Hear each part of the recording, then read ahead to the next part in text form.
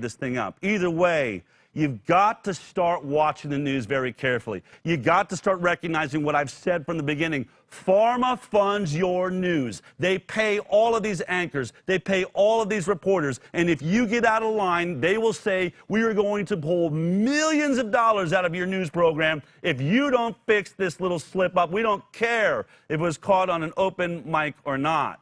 That's what's going on here. This is a cover-up. We have caught media in the middle of a cover-up, and you're watching John Roberts have to apologize for something he should never have to apologize for. And if this was a joke, and they were really just joking, then what happened later? Maybe he asked the actual question. Did he really not care about it? Did he think it was baloney? Well, he did ask the question. Listen to how seriously he asked this question, how well he puts it together, and what should have been the news is this answer by Deborah Birx. Take a look. The University of Southern California and the LA County Public Health put out a report today that suggests that the penetrance of the virus is as much as almost 40 times what it was believed to be, that as many as 442,000 people in LA County may have been infected, which suggests two things. It suggests that you have a lot more people out there who could be spreading the virus, but it also suggests that the case fatality rate is more in line with the 2017-2018 flu than what we've seen in some other areas of the world. But I'm wondering if you've seen that and what your thoughts were. So we're looking at all those studies very carefully, and I think you will remember over the last 3 weeks I've been talking about the level of asymptomatic spread and my concern about asymptomatic spread, because with flu and other diseases, when people are sick, it's easy to contact trace.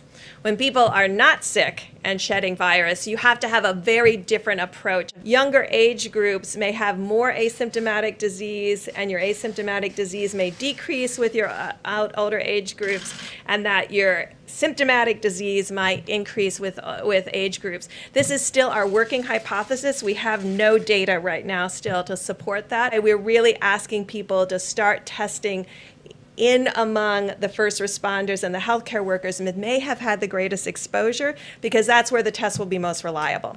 And then when we have the luxury, we can go out to broader and broader communities. But this has been the fundamental question to begin with and has been persistent. And we will emphasize to the American people again, this is a highly contagious virus. And we don't know by looking at someone whether they have pre-existing conditions or not. And so all of us, as far as protecting others, must continue to do all of the recommendations to ensure that when we are in an asymptomatic state, we're not passing the virus to others. She absolutely did not ask the question. In fact, completely diverted it and said this has been the essential question from the beginning. How many asymptomatic carriers? How can we get the testing done? Testing, testing, testing. How can we keep surveillance on you? Can we break this down for a second? The question was, we now have studies happening all over the country that show that the death rate of the coronavirus, because it looks like a much higher number of people are infected, between 220 to 440,000 people, then that brings down the death rate. If the death rate is like the flu, what do you have to say about that? Why are we locked down? She does not address the death rate at all. Instead goes on to a giant tirade about asymptomatic carriers. So let me explain to you what's happening. This is something that I warned you was going to happen when we started covering this from the beginning and talking about what is the death rate percentage. That's what we need to know. And once we've gone below that and we realize this entire thing was a mistake, are you going to open this back up?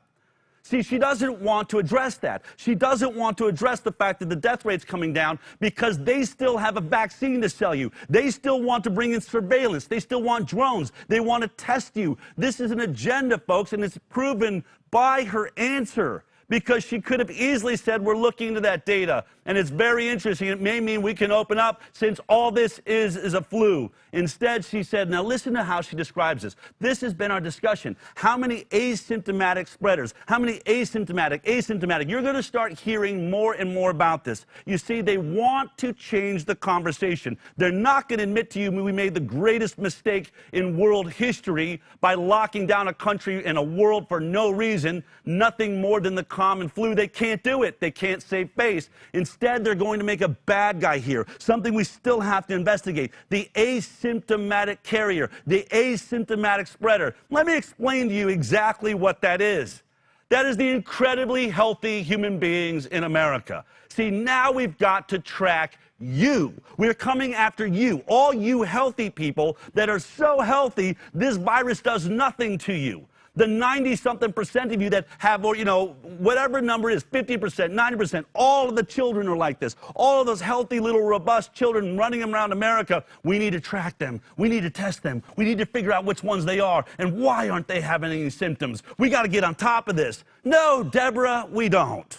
We really don't. All we needed to know is the death rate worse than the flu, like a lot worse? Is it something like Spanish flu or Ebola? If so, keep us locked down. But if it's as low as a common flu season, then let us out of here.